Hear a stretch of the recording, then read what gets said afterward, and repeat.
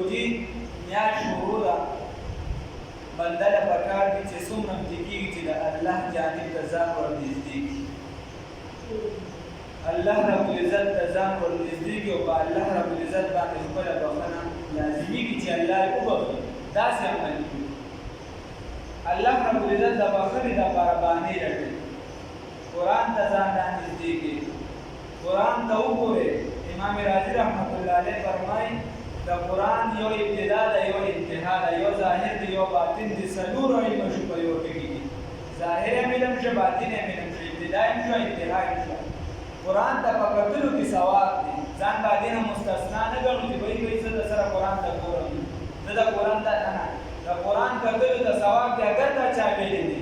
د قرآن اورېدل ثواب دی اگر که څوک پرې نه پوهېږي په قرآن باندې عمل ثواب دی د قرآن سره محبت ثواب دی د قرآن په اورېدو باندې خوشحالي کول دا ثواب دی د قرآن په مجلس کې ناسته دا ثواب دی دا ټول ثوابونه د الله دې راله توفیق راکړي چې بیا روژه شي دغه شان په دې میاشت کې عبادت کول نو په هغې کې یو اهم عبادت چې دی هغه د لمونځ دی لکه موږ اوس وایو چې الله ته نزدېکت حاصل دی د صلات په مونځ سره حاصل دی په وسیله د مونځ سره نو په دې کې دا بزرګان چې څومره الله ته رسېدلي دي دا د فرایضو په اهتمام یوازې نه دي ورسره نوافل ډېر زیات کېږي نو نور نفلونه هم موږ ځای په ځای ویلي دي او یو دوه پاتې دي په هغې کې یو اوابین دي د ماښام نه پس نفل کړو دا دوه څلور شپږ تر شلو پورې دا دی اجازه خو زیات هم رسول نفلونه دی خو شلو پورې رسول الله صلی الله علیه وسلم کولی شي او عام طور رسول الله صلی الله علیه وسلم فرمایلی وی من صلى بعد المغرب 6 رکعات چا چې د ماښام نه پس شپږ رکعاته نفل وکړي شپږ رکعاته لم يتكلم فيما بينهن بسوء چې د دې په منځ کې د بدې خبره ونه کړله څوک بس د ګناه خبره ونه کړله په دې د ګناه خبره بده خبره دا ونه کړله رسول الله صلی الله علیه وسلم فرمایي عدلنا له بعبادة 12 سنة الله رب العزت به د دې لپاره د 12 کالو د عبادت ثواب ورکړي د ماښام نه پس دغه شپږ رکعاته نفل وکړي خدای پاک ورته د 12 کالو د عبادت ثواب ورکړي د فضیلت خبره ده چې بیا د رمضان میاشت موږ له پکار دي چې په دې میاشت کې دغه او دا د خاصو خلکو عبادت دی بزرګان په دې کې ډېر زیات د مازدیګر نه پس بیا د ماښام نه پس په دې کې ډېر افضالي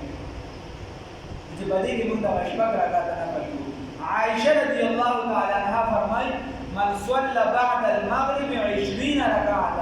چا چې د ماښام نه پس شل رکعاته وکړي بنى الله له بيتا في الجنه تبا کوله چې دیش په جنت کې یو کور جوړ کړي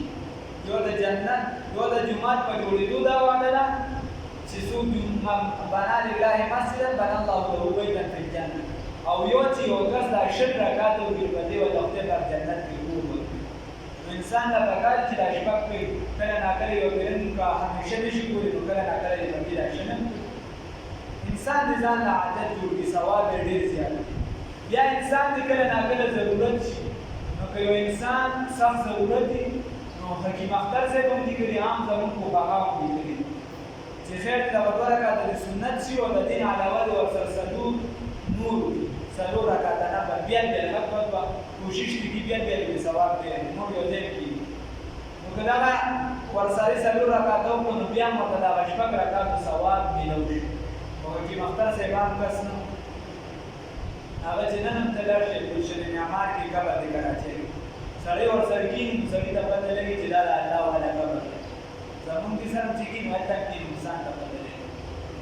ګلشن اقبال کې خانقاه او ګلشن معمار کې قبر دی ګلشن اقبال کې مونږ د خلکو نه ماته پوښتنه کړې ګیر چاپېره خانقاه صاحب هغه وایي چې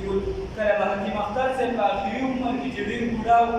او چې هغه کورونه حالیم او واړه یو څه بل څه ډاکونه وي دی به داسې په ویلچیر باندې د لوړ ته کله ناکله د ټرین نه راوباسم وایي د دې روډ دا دواړه غاړه نه دا به صرف د هغه د کتو دپاره ډکې وي هغه سره خوري حالانکې ګلشن اقبال چې ده نو ډېره داسې علاقه ده چې ټول غټ غټ خلک پکې د پیسو په اعتبار باندې اوسېږي وایي دا دواړه ماله به د روډونو هغه سره پورې ډکې وي صرف د حکیم اختر صاحب ته کتلو لپاره. نو خبره دا ده چې هغوی بیا دا لیکلي دي چې انسان که چېرته دغه وکړي هسې وکړي دا څلور رکعات وکړي نو دغې باندې دغه ثواب ورته بیا ملاوېږي. الله رب العزت دې راله توفیق راکړي چې دغه په دې کې ډېر زیات ثواب وي. انسان دې کوشش وکړي دونه وخت نه لري. دا ما خیال دی چې زمونږ دا نفلونه کې که نه چې دا مونږ مختصر کړو نو ډېر زیات 15 منټه کې لږ یا د 2 منټه زیات الله